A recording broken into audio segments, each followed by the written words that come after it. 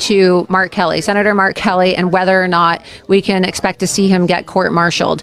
Is there anything you can say publicly about the investigation into Senator Mark Kelly and whether or not he's going to be held accountable for, encouraging members of the armed services to disobey the commander-in-chief? Sure. So the actual inquiry has been referred to the Navy. I'm not a part of it, and so they are going through it to see what options that they're going to present. There's a range of options here. I mean, everybody's focusing on the possibility of a court-martial, but there's a whole bunch of things that they can do. They could do administrative remedies. They could give him a letter of reprimand. They could actually take one of his ranks away in retirement and lower his pension.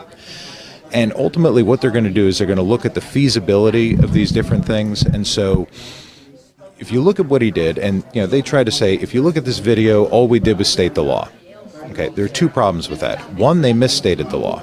The law is not that you have a duty to disobey unlawful orders, manifestly unlawful orders, orders that are clearly illegal to everybody who hears them.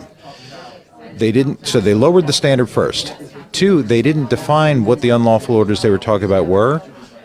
But if you instead take that video in the context of all of the other rhetoric, where they're talking about National Guard deployments are unlawful, Venezuelan boat strikes are unlawful, all of the other rhetoric, and you take those two together, then you say, okay, now what they're asking people to do is to not go to the National Guard deployments, to not execute Venezuelan boat strike orders.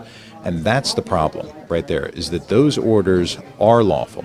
Now, they can argue and they can say, oh, we think that order is unlawful. And if you have a dispute where some people think it's lawful, some people think it's unlawful, that means it's not manifestly unlawful.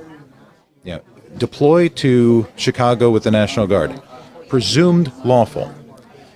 Shoot that protester in the head, manifestly unlawful. Don't do that. And that's really the difference, is that they've put it in a way that is intended to confuse and is intended to, we believe, cause dissension within the ranks. And so that's something that the Navy is looking at. So could he possibly face jail time? He could.